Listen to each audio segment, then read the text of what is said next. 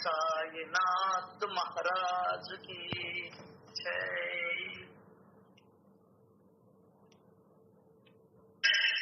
साईनाथ महाराज की जय साई. చెయ్యమ్మ చెయ్యమ్మ. साईनाथ महाराज की जय अल्लाह. साईनाथ महाराज की जय अल्लाह. చెయ్యమ్మ साईनाथ महाराज की जय अल्लाह. చెయ్యమ్మ. साईनाथ महाराज की जय साई. చెయ్యి చెయ్యి. साईनाथ महाराज का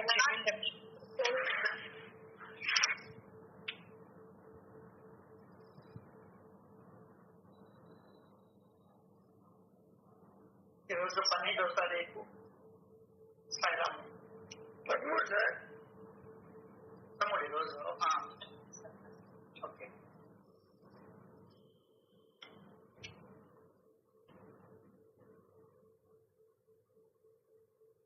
నిన్న అమ్మ మహాసమాధి చెందిన దినం. అమ్మకు మాట చెప్పాను, అమ్మ నీ వెంటే ఉంది నాన్న. అమ్మ అంటే జిల్లెళ్ళమూడిలో ఈ 4 గోడల మధ్య మంచం మీద కూర్చున్న అమ్మ అనే కాదు.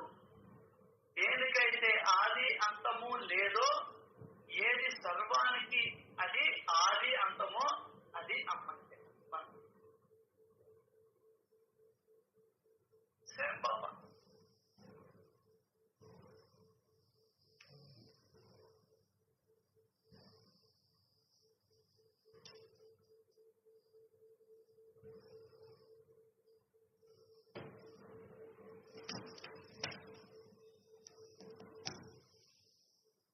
ఉండాలి, సంతోషంగా ఉండాలని, సుఖంగా ఉండాలని, ఆరోగ్యంగా ఉండాలని, ప్రేమగా ఉండాలని అదే వారి దేవుని మనస్ఫూర్తిగా కోరుకుంటూ ఈరోజు మనం సత్సంగంలోకి వెళ్తాం.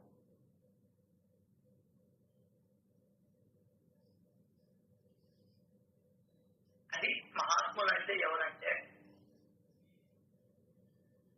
ఎప్పుడు వాళ్ళు ప్రజల శ్రేయస్సులో నిమగ్నలై.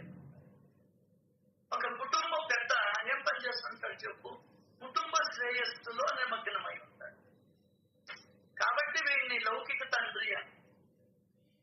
నీకేం ప్రపంచంతో పనిలే, నీ కుటుంబాన్ని నువ్వు ఈడ్చుకునేదానికే నీ పని అయిపోతా ఉంది. నీ కుటుంబంలో ఉన్నటువంటి వాళ్ళ కోరికలు తీర్చుకునేదానికి వాళ్ళకి కావాల్సిన సదుపాయాలు ఏర్పాటు చేసేదానికే సరిపోతుంది జీవితం. కాబట్టి వాళ్ళని మహాత్ములు అన్నారు. వాళ్ళు ప్రపంచ శ్రేయస్సు కోరుకుంటుంటారు. అంత ప్రేమ, దయ, కరుణ కలిగినటువంటి వాళ్ళే మహాత్ములు. అది మనకు అర్థం కావాలి. దానికనే మహాత్ముల దర్శనం పరమ పావనం, పుణ్యపావనం అని అంటారు. ఎందువల్ల వాళ్ళకి ప్రపంచమంతా తన కుటుంబంలో భావిస్తారు. ఎంత అద్భుతమైనటువంటి మనసండి వాళ్ళది. తించే ఒక్కసారి నీ బంధువుల్లో ఒకటి పక్షవాతంతో ఉన్నాడన్నా కూడా మనకు లెక్కలేదు.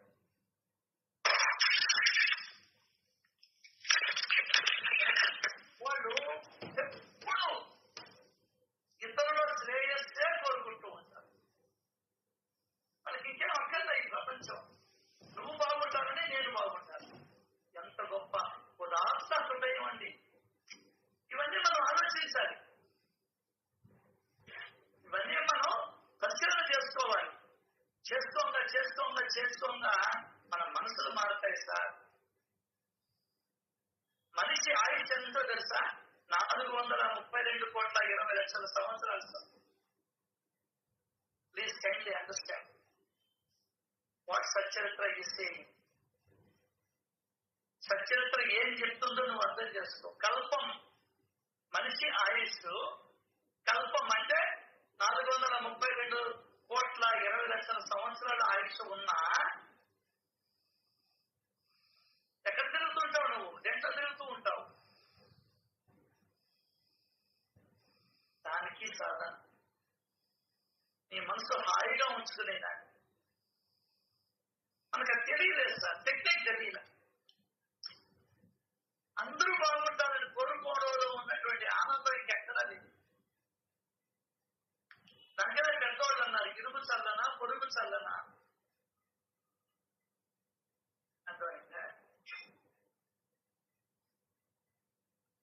నిబంధనలు అప్పుడు పాత్రలు పెట్టుకున్నారు. రవాణా సౌకర్యాలు లేని కాలంలో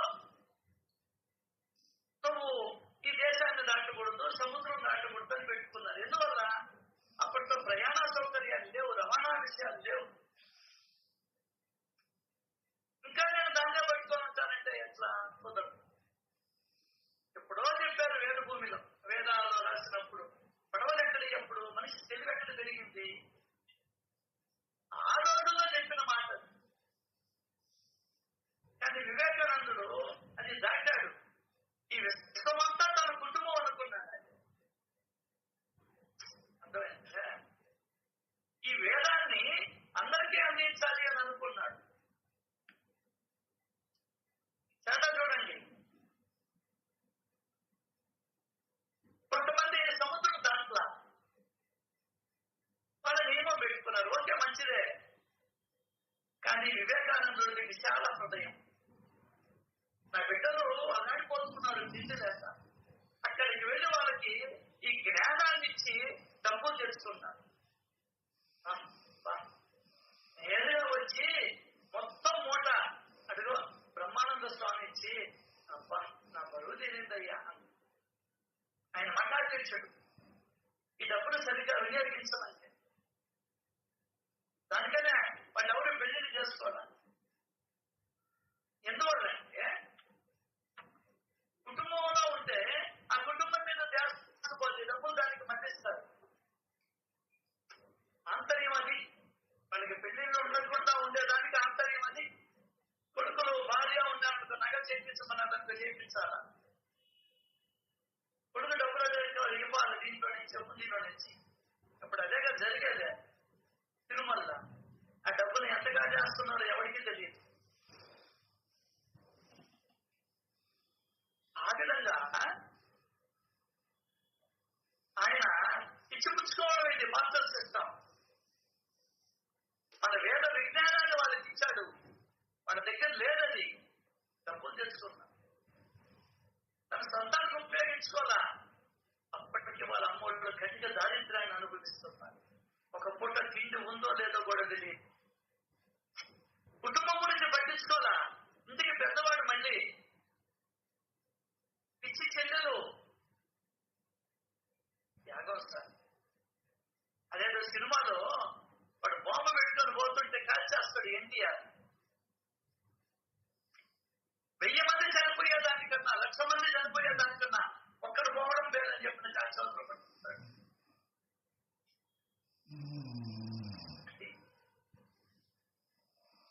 ఇంట్లో ఉండని భక్తులుంటే ఉండని, వాళ్ళకి వేద విజ్ఞానం ఇచ్చి మన డబ్బులు తెచ్చుకొని కలకత్తాలో పేద ప్రజలకి కనీసం వాళ్ళు ఒక్క పూటైనా తినగలగాలి రోజు. ఎంతటి ఉదాత్తమైనటువంటి ఆలోచన సార్. దానికనే సార్ చెప్పింది, ఉత్తమమైనటువంటి కీర్తి గల వారి గుణాలను వర్ణిస్తూ ప్రేమపూరితమైనటువంటి వారి చర్యలను చర్చించుకోవడం ద్వారా చిత్తము శుద్ధి అవుతుంది. చిత్తము శుద్ధి అంటే ఏంటి? నేను నాది నుండి మనము మనది దాటి రాము. అది రానప్పుడు ఈ ఆధ్యాత్మికత వేస్ట్. నువ్వు చేసిన పూజలు వేస్ట్, నువ్వు చేసిన తీర్థయాత్రలు పనికిరావు, షిరిడీకి 100 రోజులు ఉన్నాను అది పనికిరాదు, కాశీ ప్రయాగకు పోయాను పనికిరాదు, చార్ధాం పోయాను పనికిరాదు.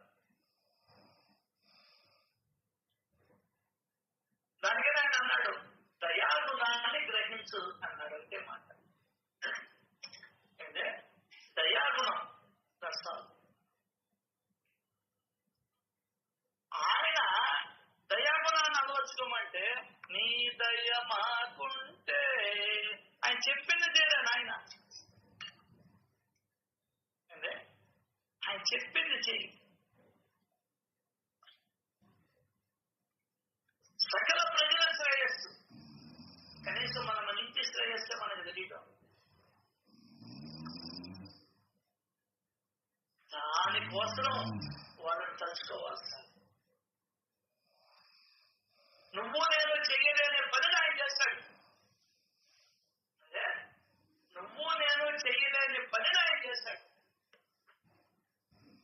వాళ్ళు ఎవరు చాలా ప్రత్యేకంగా కొద్దిమందే ఉంటారు మహాత్ములు. అందరూ ఋషి ఉంటే మనుషులు ఋషులు అవుతారు. అసలు మనిషిగా బతికితే ఋషి అయ్యేది పక్కన పెట్టి.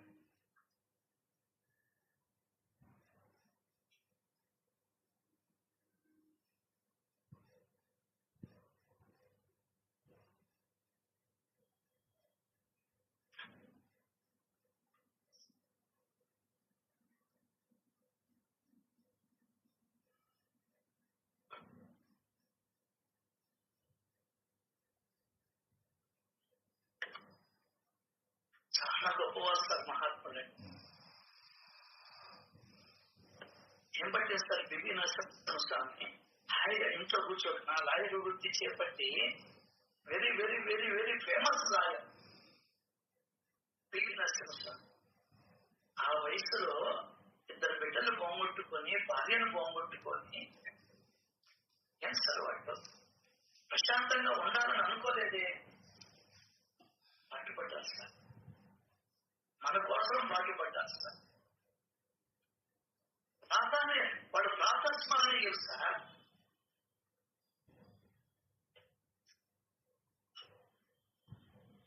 అమ్మ తెల్లారేసి పోయి కాడికి పోయేది సార్. ఆ మాస్టర్ని కట్టెలు, ఆ సాధనండి కట్టెలు, బాండలి, గుండిగలు, గిన్నెలు చెప్పి నా చేపల కట్ట చాట వేస్తారు వంట.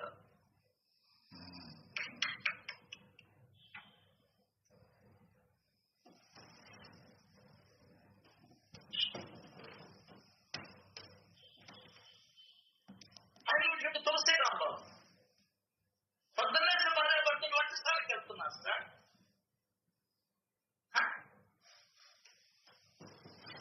పొద్దున్న లేచి వంటశాలకు వెళ్తున్నారమ్మా కవితమ్మా.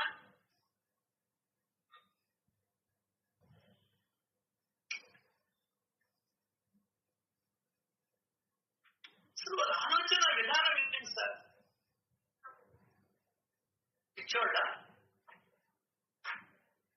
పిచ్చోళ్ళ వాళ్ళే ఉన్నా.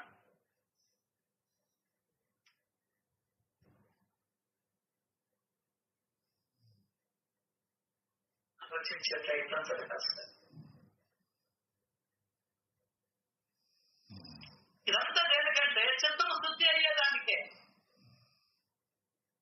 ఏంటి చిత్తము శుద్ధి అయ్యేదానికి.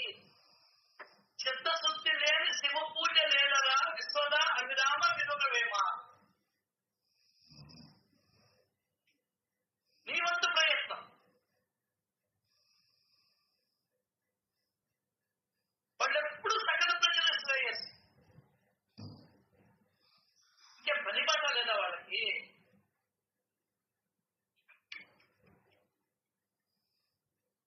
సార్ ఎనీథింగ్ బోర్ లేదు సార్, చక్కగా ఉంది. ఏమా బోర్ కొడుతుందమ్మా ఎవరికైనా? లేదన్నా చెప్తున్నారు మీరు చెప్పండి. దానికనే చెప్పాడు ఆయన, ఇటువంటి వాడు మాటలు అక్షరాలు 4 అక్షరాలు చెవుల్లో పడితే జీవులు చెడు రోజులు పోతాయని చెప్పాడు. నీకు అర్థం కావడం లేదు. యాక్టివ్ చేస్తే మొహం కావడం లేదు.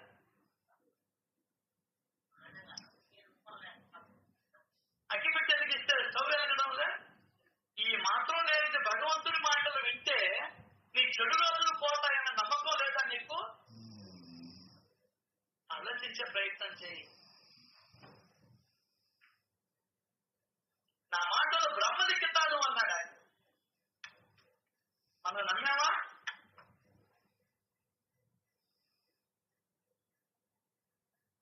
నీ గురించే నాకు చింత అన్నాడు. సశరీరంగా సజీవంగా ఉన్నాడు సార్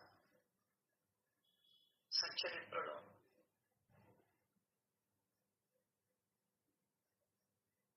ఇవన్నీ ఎవరికి వాళ్ళ పరిశీలన చేసుకోవాలి. చూడండి నిన్న విమానాలు ఎక్కారు, అందరూ పైకి వేసింది కూలిపోయారు. 300 మంది చనిపోయారు. చిన్న పిల్లలు కూడా ఉన్నారు, పెద్దవాళ్ళు ఉన్నారు. అన్నం తింటున్నారు, అన్నం తింటున్నా కూలిపోయింది, అన్నం తింటా చచ్చిపోయారు వాళ్ళు. ఎంత కూడా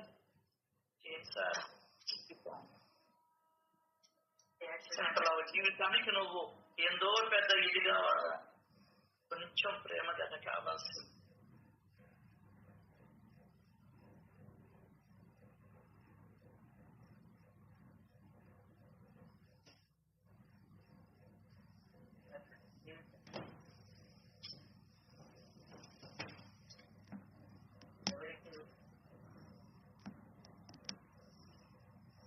కేవలం ప్రేమను మాత్రమే ఆశిస్తాను.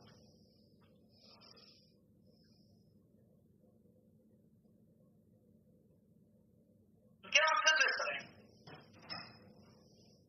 ఆయన ప్రేమలో మునిగిపోవడమే ధ్యానం అంటే. ధ్యానం అంటే ఆయన ప్రేమలో మునిగిపోవడమే. నన్ను దగ్గరికి తీసుకున్నావా, నన్ను దగ్గరికి తీసుకున్నావా, నాలుగు గుణాలను మారుస్తూ ఉన్నావా తండ్రి.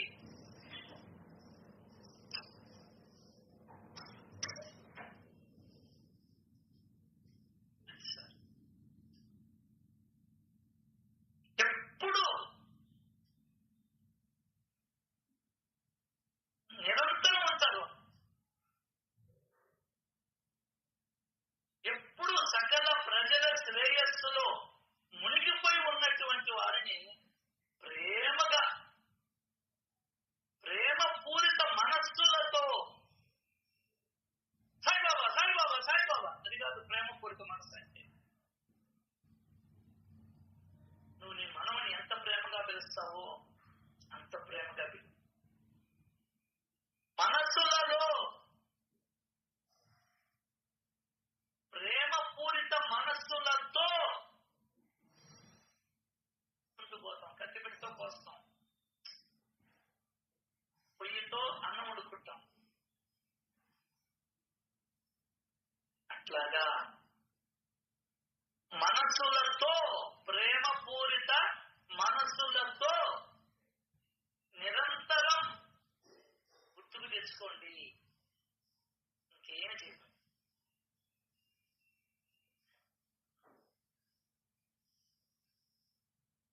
వాళ్ళని గుర్తుకు తెచ్చుకున్నంత మాత్రానే జనన మరణ భ్రమణం తొలగిపోతుంది. పోయినసారి మనకు ఎక్కడుంది, ఇంకా పుట్టేది లేదు, సచ్చేది లేదు.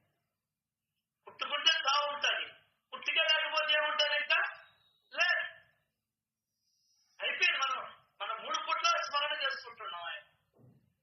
నేను తప్పుడు పని నేను చేయగలను. అర్థం చిన్న లోపల లోపాలు ఉన్నాయి అందరికి, లేకుండా ఉండేవాడు కూడా ఉండొచ్చు. తప్పగా నాకైతే లోపాలు ఉంటాయి. ఆ లోపాలను సర్దించుకుంటే చాలు, ఇంకేం చేయదు, చక్కగా ఉంటుంది. ఇప్పుడు ఫోటో తగిలిస్తాం, క్రాస్ గా తగిలిం, దూరం నుంచి చూస్తాం, చక్కగా ఉందా లేదా. గడియారం కూడా అంటే చక్కగా ఉందా లేదా, ఆ ఒక్కరోజు జరుపడతాం.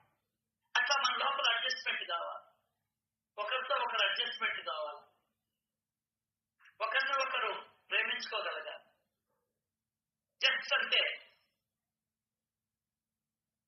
చాలా చాలా చాలా చాలా బెస్ట్ క్వాలిటీస్ ఉన్నాయి మన అందరిలో. ఆ బెస్ట్ క్వాలిటీ ఏందో నువ్వు గమనించుకో. నీ లోపల ప్రతి ఒక్కరికి ఒక ప్రత్యేకమైన గుణం ఉంటుంది, దాన్ని డెవలప్ చేసుకుంటూ. అదే చెప్పింది, నీ బలాలు నీకు తెలియాలా, నీ బలహీనతలో నీకు తెలియాలా, వాటిని అధిగమించే ప్రయత్నము జరగాలి.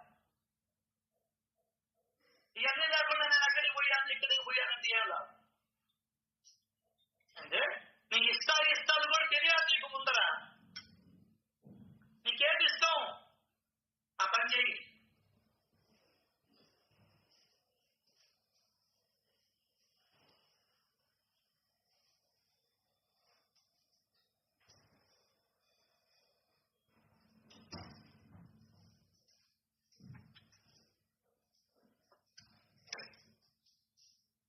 మనం ఇంట్లో అమ్మా నాన్నలు మెచ్చే పని చేస్తాం, అట్లాగే సాయిబాబా మెచ్చే పని వచ్చి అప్పుడు ఆయన ఇష్టపడతారు.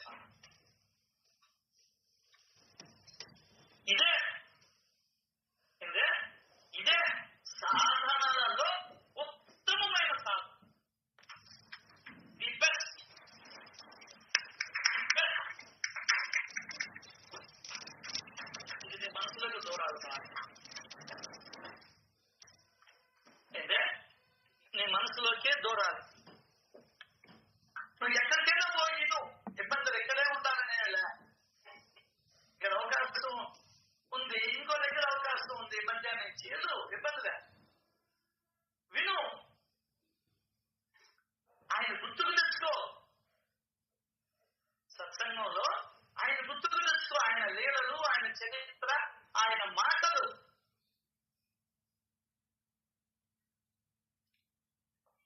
ఇవి జరగాలి సత్సంగం.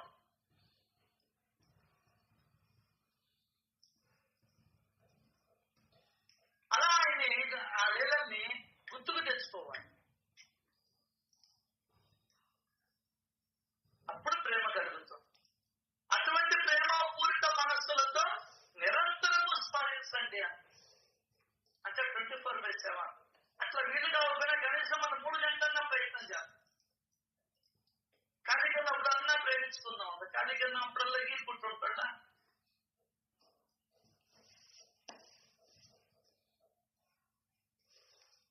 అది మనం చేయాల్సి. ఇదే సాధనలలో ఉత్తమమైన సాధన. దీనికి మించింది లేదు సార్ సాధన. అదే కదా పాట పడుతుందా మనం, సాయి నామమే బ్రహ్మానందం, సాయి గానమే పరమానందం, శిరిడి సాయి రూపమే నయనానందము, శిరిడి సాయి రూపమే నయనానందము. ఆయన గుర్తుకు తెచ్చుకున్నట్టే కదా. నోటితో పాడకూడదు, నువ్వు మనసుతో చింతన చేయాల. అది ఉంటుంది ఇక్కడ. అది గుర్తుపెట్టుకో.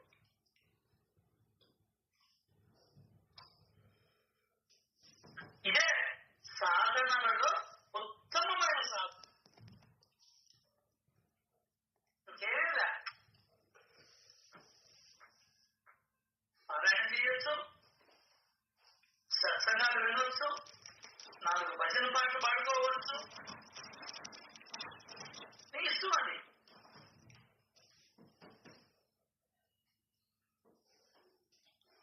నీవు లేక నేను లేనే లేను అటు పడుకో, ఇబ్బంది.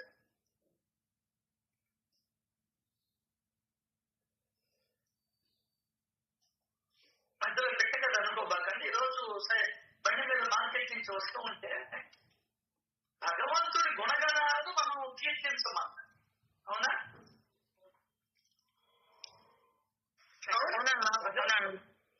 కొంచెం అర్థం చేసుకుంటాం, మనసు పెట్టి వినండి. భగవంతుడి గుణాలను కీర్తించమన్నారు ఎవరైనా. భగవంతుడు ఎక్కడున్నాడు? అన్నింటిలోనూ ఉన్నాడు. ఏంటి? అన్నింటిలోనూ ఉన్నాడు. సో అన్నింటి రాయిలో ఉన్నాడు, చెట్టులో ఉన్నాడు, పుట్టలో ఉన్నాడు, మట్టిలో ఉన్నాడు, నీటిలో ఉన్నాడు, వాయువులో ఉన్నాడు, అగ్నిలో ఉన్నాడు. సో భగవంతుడి గుణాలంటే మనం ఇప్పుడు దాకా ఏమనుకున్నానంటే, నేను ముఖ్యంగా ఆయన దాతృత్వం, ఆయన ఇది అనుకున్నా. ఏంటే ఆయన అందాన్ని పోగొట్టడం ఇది అనుకున్నా. కాదు. ఈరోజు జ్ఞానోదయమే. నాకు క్లారిటీ వచ్చింది. జ్ఞానోదయం అంటే మంచి క్లారిటీ వచ్చింది. ఇప్పుడు భగవంతుడి గుణగణాలను పొగడాలి. అవునా? ఇది కాన్సెప్ట్. మరి భగవంతుడు ఎక్కడున్నాడని? అంతటా ఉన్నాడు. ఇందుకనడందు లేదు సందేహము. అప్పటికి ఇన్ని 84,00,000 జీవరాశుల్లోనూ ఉన్నాడు. నెక్స్ట్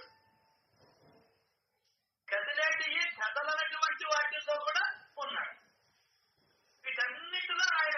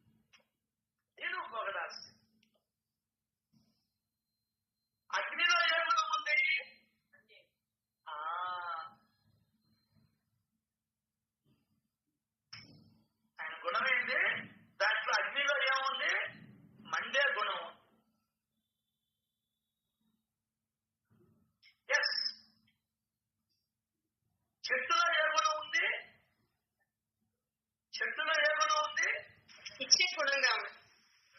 కాయ పండు ఇచ్చే గుణంగా ఉంది. పుష్పము చెట్లు పుష్పాన్ని ఇచ్చే గుణం ఉంది దానికి. నీటిలో ఏ గుణం ఉంది? నీ దప్పికను తీర్చే గుణం ఉంది. గాలిలో ఏ గుణం ఉంది? నిన్ను బ్రతికించే గుణం ఉంది. భూమిలో ఏ గుణం ఉంది? ఒకటికి 10 ఇచ్చే గుణం. నాలో ఏముంది? 10 ఇస్తే 1 ఇచ్చే గుణం. అర్థం కదా? అర్థమైందా?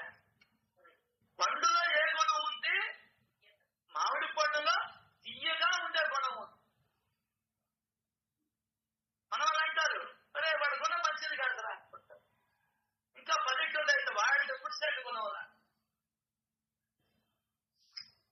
అది గుణం అంటే. రాయిలో ఏం గుణంగా ఉన్నాడు? గట్టితనము అనేటువంటి గుణం ఉంది. ధూళిలో మెత్తదనంగా ఉన్నాడు. ఆకులో పచ్చదనం అనే గుణం ఉంది. అర్థమైందా? కుక్క చెవులలో ఆడిచ్చే గుణం ఉంది. మనకు లేదా గుణం? నువ్వు చెవులు ఆడించలేవు. అర్థమైందా? జీవులలో చిన్నదాన్ని అరిగించే గుణంగా ఉన్నాడు. ఇది గుణగణాలను లెక్కించడం అంటే. వేర్లకి ఏ గుణం ఉంది? మట్టిలో ఉన్నటువంటి నీటిని పీల్చుకునే గుణం. ఏంటే మట్టిలో ఉన్నటువంటి నీటిని పీల్చుకునే గుణం. నీటికి ఏ గుణం ఉంది? జారే గుణం ఉంది. పల్లం వైపుకి పరిగెత్తే గుణం ఉంది. అర్థమైందా?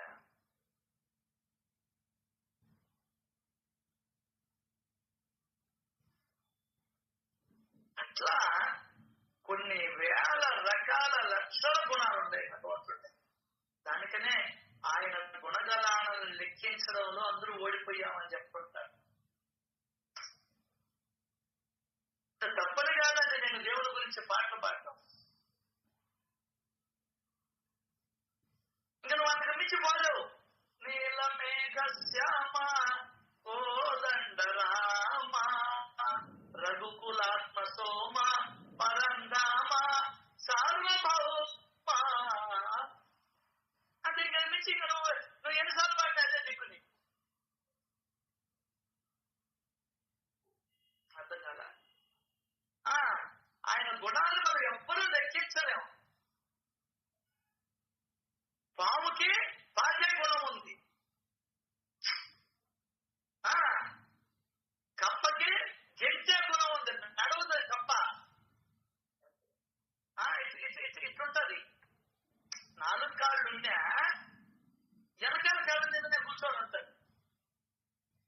అర్థమైతే ఒక్కొక్క దాంట్లో ఒక్కొక్క గుణం పెట్టాడు భగవంతుడు.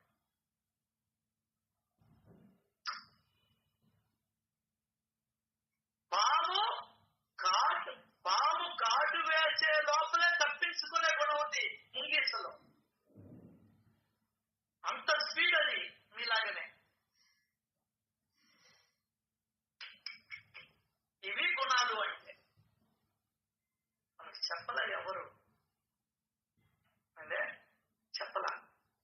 ఇంకేదో పొగుడుకుంటా వచ్చాం. ఇప్పుడు ఆ పాట కూడా వచ్చింది. రఘుకుల తిలక డ్యాన్సులు. అర్థమైందా? తప్పులేదండి, మంచిదే. కానీ అసలు సత్యానికి ఎప్పుడు వస్తాం మనం? దోగాడటం మంచిదే. జీవితంతో దోగాడుకుంటావా? లేదుగా. అంతేనండి. ఇది కూడా జ్ఞానాన్ని ఆర్జిస్తూ పోవాలి. అది ఈరోజు నాకు వచ్చిన ఇనుపు రాట్లో ఎట్లా ఉన్నాడు? ఏ గుణం ఉంది ఇనుపు రాటికి? గట్టిగా ఉండే గుణం. ఆ గుణము పేరు భగవంతుడు. అంటే అది లేకపోతే దాంట్లో భగవంతుడు ఎట్లుంటాడు? అది లేకపోతే ఇక భగవంతుడు ప్రస్తావన ఏంటి?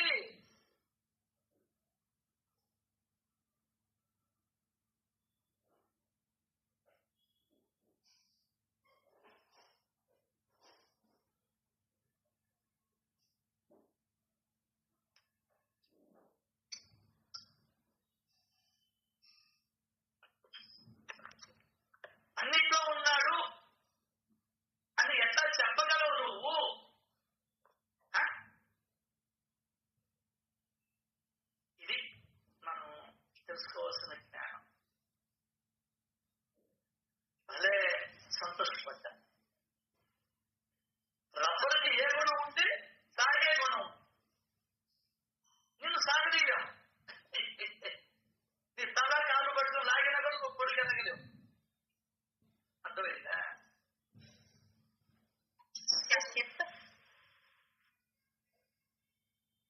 ఏందమ్మా?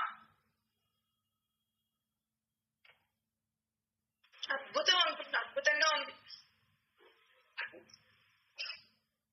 ఆ గుణం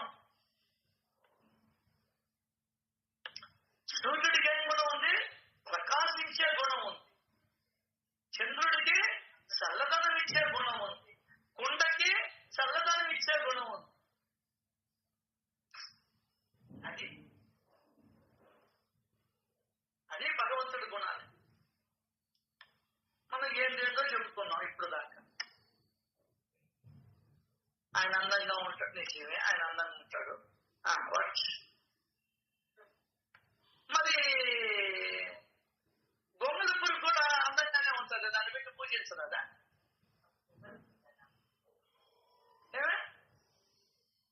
ఎంత బాగుంటుంది గొంగళ పురుగు, ఎంత అద్భుతంగా ఉంటుంది. ఎందుకు జలదరిస్తుందా? నువ్వు అయ్యా చూసావు దానికి ఎన్ని కాళ్ళను ఏర్పాటు చేస్తావు? 16 కాళ్ళు సార్. 16 కాళ్ళు. మరి ఉండేది ఎంత పొట్ట జీవి. ఆ కాళ్ళు అంటే సన్న కాళ్ళు.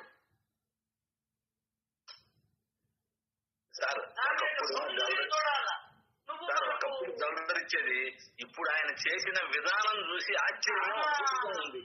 ఆ మార్పు రావాలి. అదే జ్ఞానాన్ని పొందడం అంటే.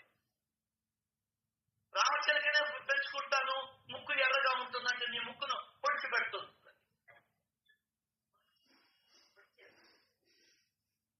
అది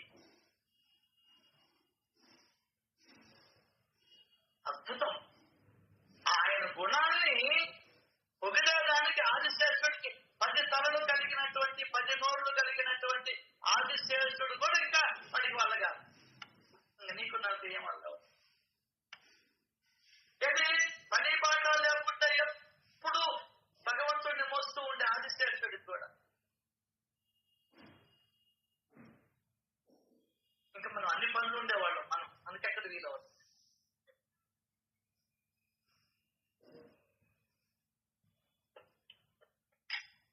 సో ఇవన్నీ కూడా మనం పరిశీలన చేసుకోవాలి. అతను గుర్తుకొచ్చింది, మీతో వెంటనే చెప్పేయాలనుకున్నా. ఒక్కరన్నా పట్టుకుంటారు నాకు అది సార్.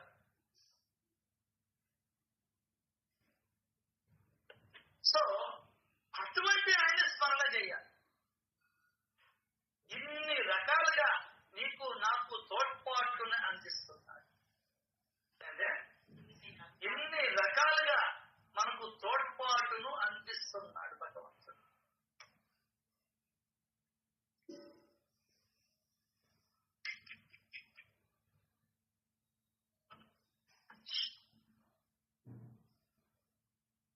అసలు మనుషులు తయారు చేస్తున్నాడు భగవంతుడు. ఎంత తయారు చేస్తున్నాడు మనకు అర్థం. దేంట్లో నుంచి మనుషులు తయారు చేస్తున్నాడు అంటే మంచు తెల్లగా ఉంటుంది. ఆ పర్వతాలు చూడండి. ఒక్కసారన్నా పోయిరండమ్మా. అంటే ఒక్కసారన్నా ఎక్కడికో ఒకళ్ళ కులు మనాలి పోయిరండి. అదేమి మనుషుడా నాయన. మనాలి దగ్గరే, కులు మనాలి రెండు ఒకటే, కలిసిపోయినాయి గ్రామాలు. ఊరు నెలలు ఉన్నాయి. అసలు అంత మనసు, అంత తెల్లదనం ఎవడు చేయలేడు ఇంకా అంతకన్నా మించి.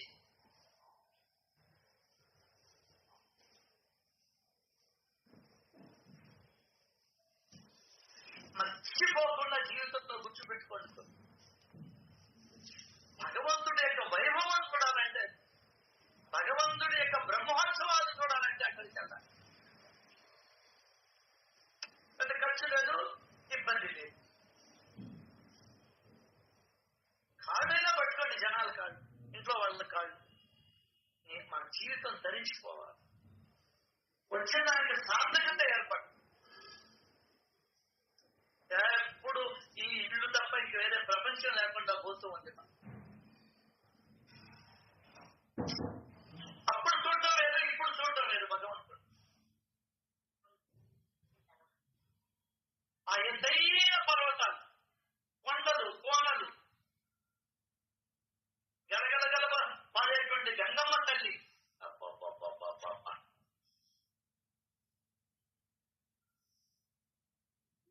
అది పోలేకపోతే హాయిగా ఇదున్నా హరిద్వారం మంచు ఉండదు, నీళ్లు, గంగమ్మ. ఎక్కడి నుంచి వస్తాయో ఆ నీళ్లు?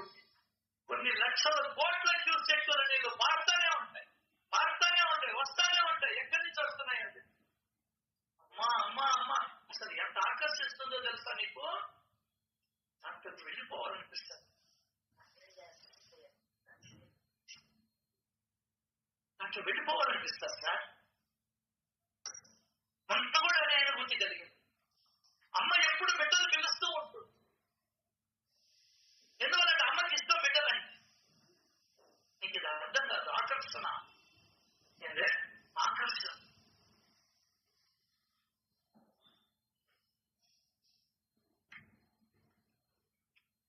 అనంతం. భగవంతుడి యొక్క సృష్టి అమోఘం, అద్వితీయం, అద్భుతం, ఆనందదాయకం.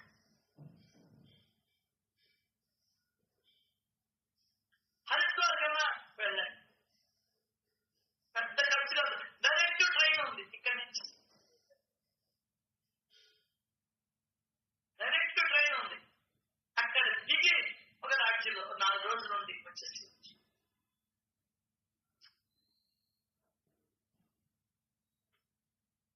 చూడలేం సార్. మళ్ళీ మానవ జన్మ వస్తుందో లేదో అన్ని నీటిని చూసి చూడండి. పిట్టలు కూడా చూస్తాయి, దాంట్లో చేపలు కూడా ఉంటాయి, కానీ వాటికి తెలియదు, మనసు లేదు. వాటికి మనసు లేదు. ఏం చేస్తాయి చెప్పండి? ఏదో ఈదుకుంటూ పోతాయి, రోడ్డు గుడ్డోడు రోడ్డు పోతా ఉంటే ఏం తెలుస్తుంది వాడికి? అంతే ఇది కూడా.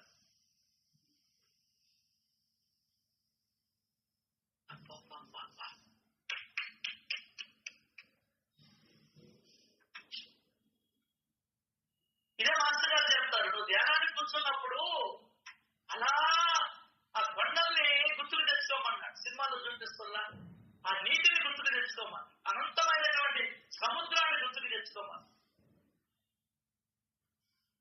ఇంకా నువ్వేం చేయమంటావు? ధ్యానం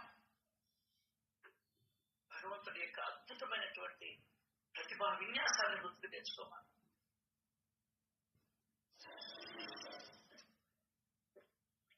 పెద్దవాళ్ళ మాట చెప్తున్నా. ప్రతి ఒక్క ఈ సృష్టి, ప్రతి ఒక్క కార్యము వెనకాల భగవంతుడు ఉన్నాడు. అద్భుతమైన ఆయన యొక్క ప్రేమ హస్తం ఉంది. గుర్తించే ప్రయత్నం చేయి, గుర్తించే ప్రయత్నం చేయి. ఇప్పటికే ముసలిలో అయిపోయినాం సార్. ప్లీజ్, అవకాశం ఉన్నంత వరకు, వీలున్నంత వరకు 1 సంవత్సరం 2 సంవత్సరాల్లో వెళ్ళండి.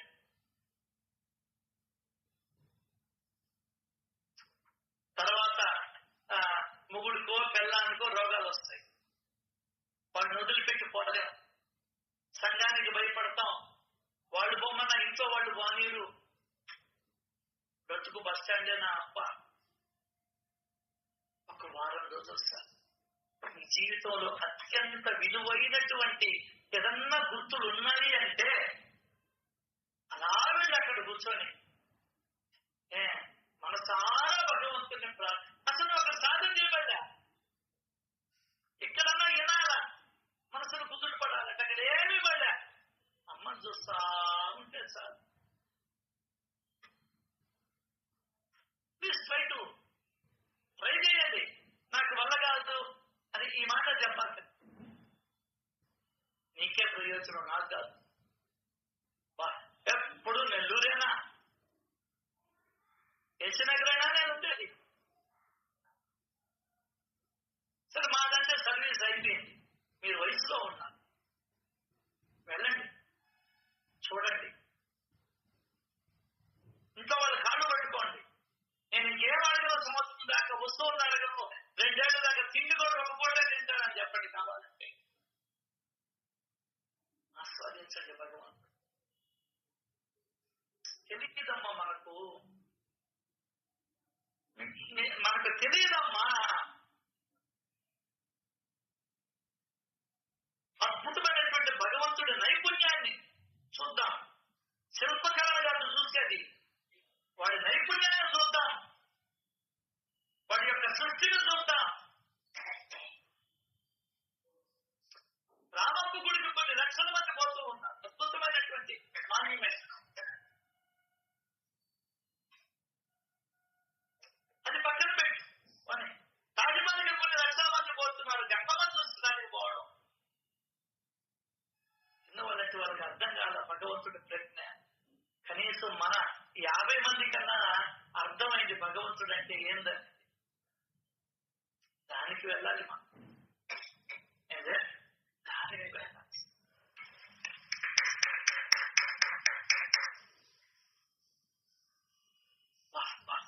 రెండు కళ్ళు చాలా అమ్మ,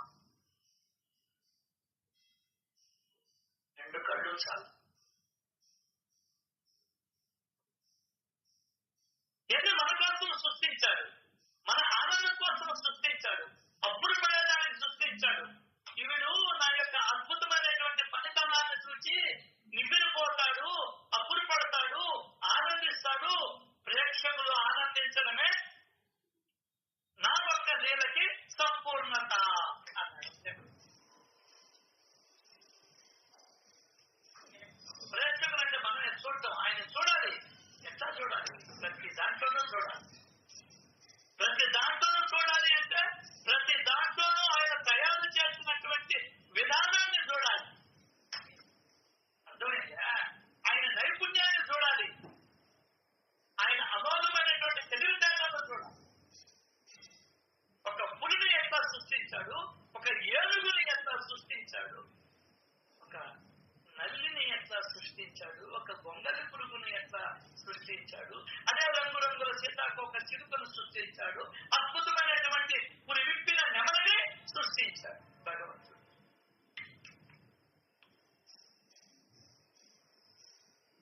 అద్భుతం సార్. ఇది మన సత్యతలో చెప్పింది చెయ్యడము అంటే.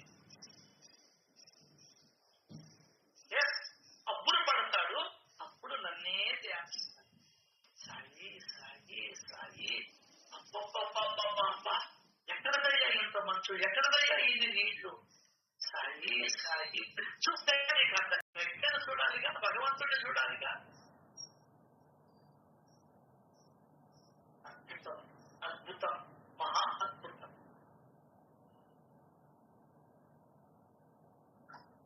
సో అటువంటి ఆయన్ని గుర్తుకు తెచ్చుకుంటూ ఉంటున్నారు. ఇదే సాధనలలో ఉత్తమమైన సాధనం. ఇప్పుడు మనమంతా సాధనలో ఉన్నాం సార్, ఆయన గురించే ఆలోచిస్తున్నాం, ఆయన గురించే మాట్లాడుకుంటూ ఉన్నాం. మన జనన భ్రమణ నుండి మనం తప్పించుకుంటూ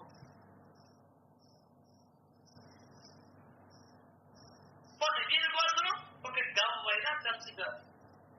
చిన్న పనులు అయితే డబ్బులు ఇవ్వాలా, దీనికి ఏముందండి ఖర్చు? ఏం లేదు. తక్కువ శ్రమతో ఎక్కువ ఫలితం సునాయాసంగా వచ్చేస్తుంది. శ్రమ ఉంది, తక్కువ శ్రమ. అది కూడా మనసులోనే, బయట కాదు. బయట అన్నా అయితే కొంచెం ఖర్చుగా, కొంచెం శక్తి ఖర్చు అవుద్దేమో. లోపల ఆయన ప్రేమను దంచుకునే లోపల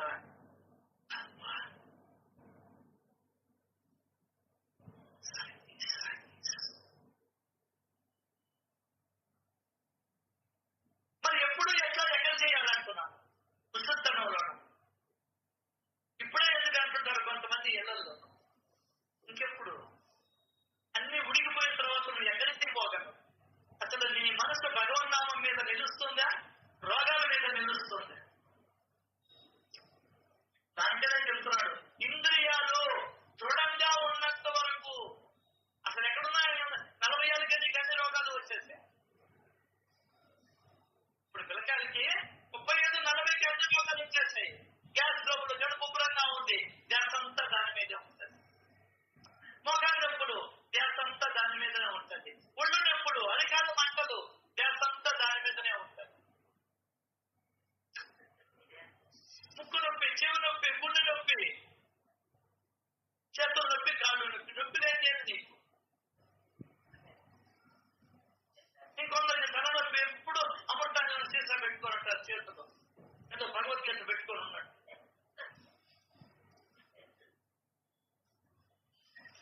కాబట్టి ఏం చేయమన్నాడు హేమంత్ పంత్ గారు? ఇంద్రియాలు దృఢంగా ఉండాలా. 18 ఏడు పిల్లవాడి నుంచి సరే వాళ్ళకి లేదా ప్రాప్తం, నువ్వు చెప్పినా కూడా రాదు. అంటే తల్లిదండ్రుల నుంచి వస్తుంది అన్ని పిచ్చి మాటలు. నువ్వు చెప్పినా రాదు. చెప్పినప్పుడు కావాలంటే వస్తుందేమో చూద్దాం. ఎందువల్లంటే వాడు వాడి మూటతో వచ్చాడు, నేను నా మూటతో వచ్చాను. అర్థమైందా? కాకపోతే కొన్ని పనులు తల్లిదండ్రులు చేసేది చూసి కొన్ని నేర్చుకోవచ్చు, అవకాశం. అది కూడా అయితే వాడి బుద్ధి పనిచేస్తుంది, నీ టైం బాగుంటుంది. ఎవరైతే చూశా, తండ్రి ఫోన్ మానేశాడు, అన్నోదినేయటం, టీవీలు చూడటం మానేశాడు, వీడు మాత్రం చూస్తూ ఉంటాడు. నువ్వు మానేసినంత మాత్రం వాడు చూడడానికి గ్యారెంటీ కూడా లేదు. ఎందువల్ల వాడి మోటు వేరే, నీ మోటు వేరే, నీ చొక్కా సైజు వేరు, నీ ప్యాంటు సైజు వేరు, నీ నడువు సైజు వేరు, వాడి నడువు సైజు వేరు, వాడి ప్యాంటు సైజు వేరు, వాడి చొక్కా సైజు వేరు. అర్థమైందా? నీ చెట్టు 38, వాడిది 18. కుదరదు. నీ లెంత్ నాది 37, వాడిది 18. కుదరదు. పిచ్చి మాట ఎంత అర్థం కొంత నేర్చుకోవచ్చేమో తెలియదు. దానికనే పండిత పుత్ర సుంట. మరి పండితుడు అంటే వాళ్ళ పుత్రుడు సుంట ఎందుకన్నాడు? ఎందువల్లంటే ఎవడి గోతం వాడిదే, ఎవడి పీట వాడిదే, ఎవడి కంచం వాడిదే, ఎవడి రాత వాడిదే, ఎవడి కర్మ వాడిదే. అది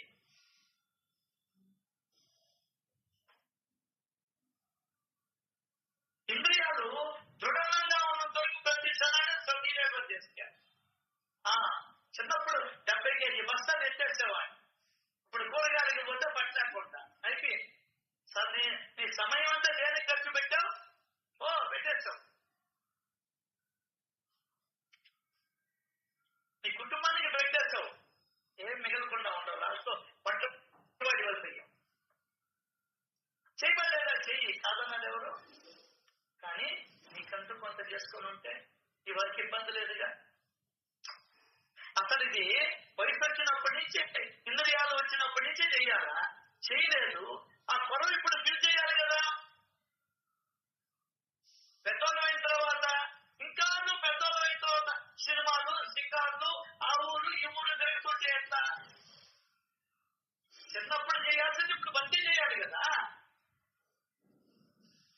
చిన్నప్పుడు చేయకపోతుంది, పెద్ద అయిన తర్వాత చేయకపోతుంది, సత్య వయసులో చేయకపోతుంది, నాకు అందరూ కావాలంటివి. ఏది లెక్క? ఎక్కడిది లెక్క? ఎక్కడికి వెళ్తున్నాం మనం?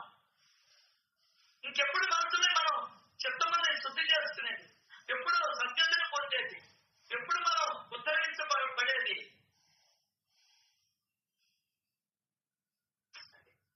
అప్పుడు తిరిగి లేదంటివి. మరి 18 ఏళ్ళ తరగతికి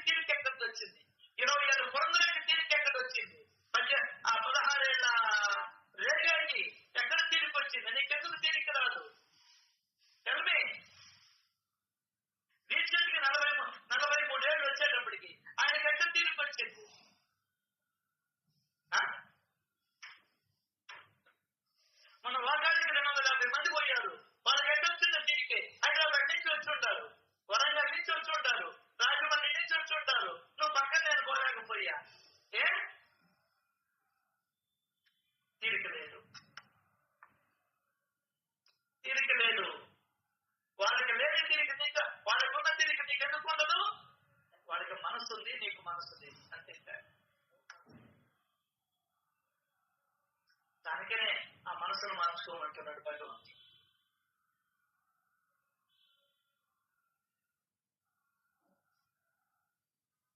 దానికనే ఇతరత్ర కూర్చొని స్మరణ చేయలేని భగవంతుడు ఎంతో ప్రేమతో నా మీద దయతో ఆ వాక్యాన్ని నాకు అందించాడు.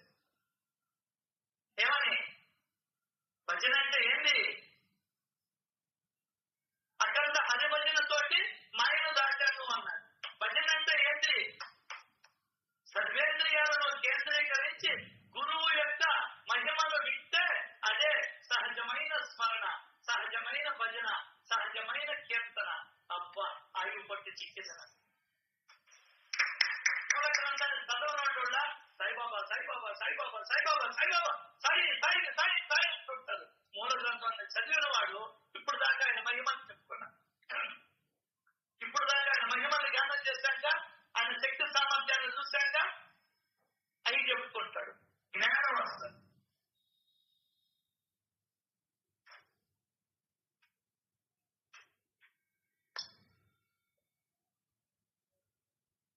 ఇది మనం తెలుసుకోవాల్సిన అంశం.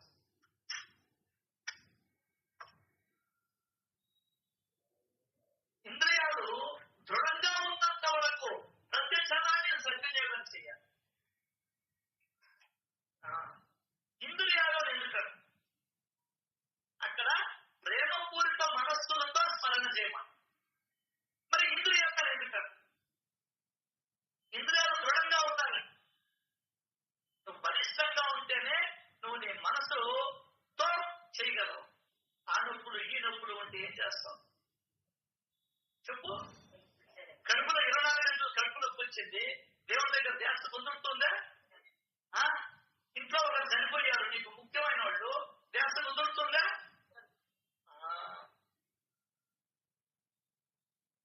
ఆ ఇంద్రియాలు కూడా భగవంతుడి సేవకు ఉపయోగించాలి.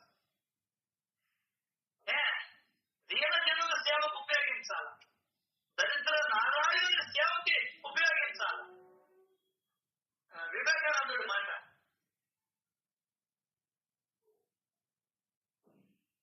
సేవా తత్పరతే సాయి మార్గం, ఇంక వేరేది కాదు ఆయన మార్గం. అది మనం ఆలోచించాల్సింది.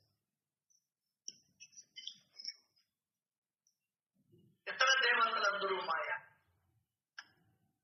గురు ఒక్కరే శాశ్వతమైన దైవం. ఇతర దేవతలందరూ మాయ నామాలు రూపాలు. మాయ అంటే నేనేదో మాయలో దోషేస్తాను కాదు. శాశ్వతమైన దైవం ఒకటే, అదే సద్గురు. సద్గురు ఎక్కడున్నాడు? ఈ విశ్వం అంతా ఉన్నాడు. గురువు అంటే ఎవరు? నేర్పించేవాడు. అన్నింటి ద్వారా మనకు నేర్పిస్తూనే ఉన్నాడు సద్గురు. నువ్వే గ్రహించలేకపోతున్నా, నేనే గ్రహించలేకపోతున్నా. ఒక చెట్టును చూసి నేర్చుకోమన్నాడు, ఒక నీటిని చూసి నేర్చుకోమన్నాడు, ఒక ఆకులను చూసి నేర్చుకోమన్నాడు, ఒక జంతువులను చూసి నేర్చుకోమన్నాడు. ఈ విశ్వమంతా ఆయనే ఉన్నాడు. ఏదైనా మనకు గుణపాఠం, గుణ పాఠం. గుణాన్ని మార్చుకునేదానికి పాఠం అంటారు గుణపాఠం అంటే. అంతేగాని అదేదో కాదు. అర్థమైంది? గుణపాఠం అంటే వీడికి గుణపాఠం ఇద్దరు అంటారు అంటే రెండోసారి ఆ గుణం పెట్టుకోవాలి, చెట్టుకోవాలి. అది అలవోకగా ఇచ్చేస్తాడు ఆయన.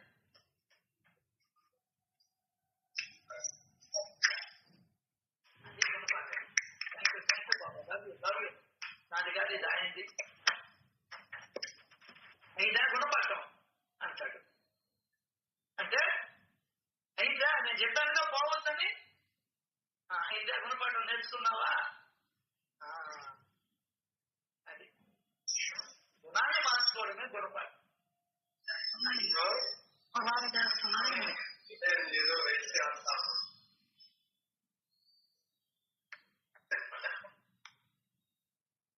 గురువు ఒక్కడే శాశ్వతమైన దైవం. ఉండేది ఒకటే దైవం, ఇంతమంది లేరు. ఎన్ని నువ్వు పెట్టుకున్నావు, నేను పెట్టుకున్నాను.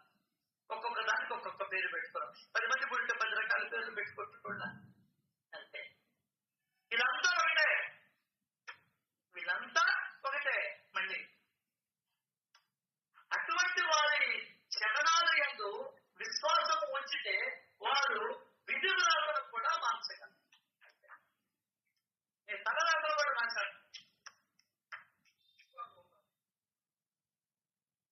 విధి ప్రతి ఒక్కరికి కొన్ని విధులు కొన్ని పనులు ఉంటాయి, నిర్దేశించబడి ఉంటాయి, నువ్వు చేయాల్సి వాటిని మార్చేస్తాడు. మార్చగలడు ఆయన, అంటే అంతటి సర్వ సమర్థుడు ఆయన. అన్నానికి ఇచ్చిన వాళ్ళకి బిడ్డలు లేకుండా చేసుకోండి వచ్చాడు, బిడ్డలు లేనివాడికి తన పొట్టను కోసం ఇచ్చాను అని చెప్పారు. 10 బిడ్డలు లేకపోతే టెంకాయతో బిడ్డలు ఇచ్చాడు, మామిడి పళ్ళతో బిడ్డలు ఇచ్చాడు. తాను ఇక్కడ తన అడుగు మీద చేసుకుని అవతల అడుగుతో డబ్బులు తగ్గించేశాడు. నీ విధి విలాసాలు మార్చేశాడు. కొన్ని ఏళ్ల నుండి అనుభవిస్తూ ఉన్నటువంటి తలనొప్పిని ఈ సంవత్సరాల బండి చేశాడు. పెట్టలేదు, 1, 2, 3, 4 ఎన్ని కావాలంటే దాన్ని తీసుకోమా. విధి విలాసాలు కూడా మార్చేస్తాడు ఆయన. ఎక్కడో ముంబైలో లీడర్ వృత్తి చేస్తుంటున్నాడు, అత్యంత ధనవంతుడు, కొన్ని వందల సంస్థల్లో అది పాల్గొంటూ ఉండేవాడు. ఒక అద్భుతమైన పదవిలో కూడా ఉండేవాడు లెజిస్లేటివ్ కౌన్సిల్ లో. ఆయన విధి విలాసాలు మార్చి అవతల బంధం చేశాడు. అర్థం కాల దీక్షిత్ గారి దాస్యను ఒక పోలీస్ గా ఉన్నాడు, మహారాజు చేస్తాడు. అర్థమైందా? మహారాజు చేసేస్తాడు.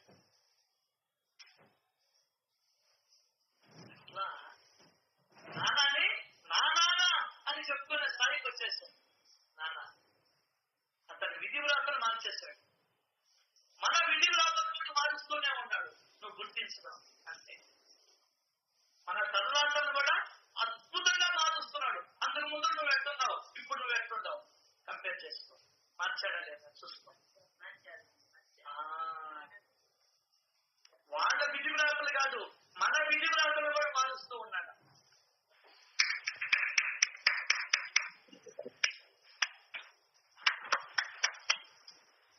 అది ఉత్తమమైన సద్గురు సేవతో ప్రపంచ సుఖ దుఃఖాలన్నీ నిర్మూలనమవుతాయి.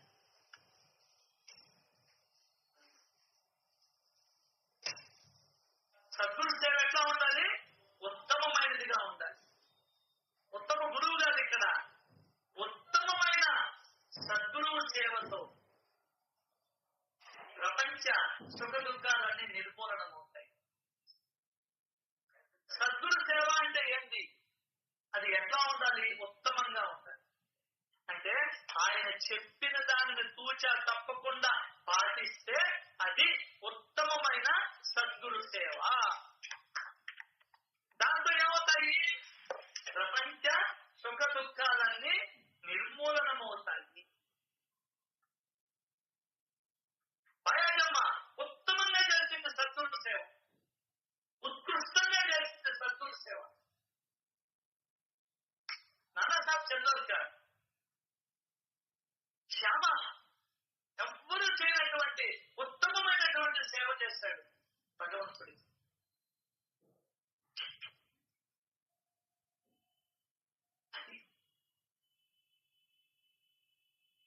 అది బాబాకి ఉత్తమం అని అనిపించాల. ఇతనికి చేతులు బాగా లేకపోయినా, పుండ్లున్నా, వాసన వస్తున్నా నేరుగా బాబా దగ్గరికి వెళ్ళి కూర్చొని ఆయన చేతుల్ని కాళ్ళని మట్టం చేసి కట్టేవాడు భగవద్గీత. చాలా ఉత్తమమైన సేవ. బాబా విభూతినంతా జల్లించి కళ్ళు పోగొట్టుకున్నారు. అది ఉత్తమమైన సేవ. ఉత్తమమైన సద్గురు సేవతో ప్రపంచ సుఖదుఖాలన్నీ నిర్మూలనమవుతాయి.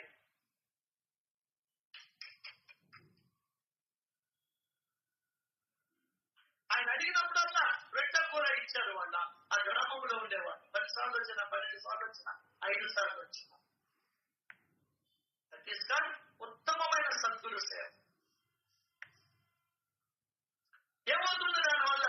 నీ సుఖ దుఃఖాలన్నీ నిర్మూలనమవుతాయి. ఇది కూడా సేవే. బాబా గురించి నలుగురికి తెలియజేయడం కూడా పెద్ద సేవ అన్నిటికన్నా. దీనివల్ల నాకే సుఖ దుఃఖాలు నిర్మూలనమవుతాయి, చిన్న వాళ్ళకి కూడా అవుతాయి. ఇంకా వేరే చదవాల్సిన అవసరం లేదు, వేరే అధ్యయనం అవసరం లేదు. చెప్తుంది శ్రీ సాయి సత్యయుక్త. మిగతా ఓవేలు రేపు వచ్చే సత్సంగంలో మళ్ళీ వచ్చే సత్సంగంలో చెప్పుకునే ప్రయత్నం చేద్దాం. శ్రీ సచిదానంద సమర్థ సద్గురు సాయినాథ్ మహారాజ్ కి జై జై జై. జై సాయి.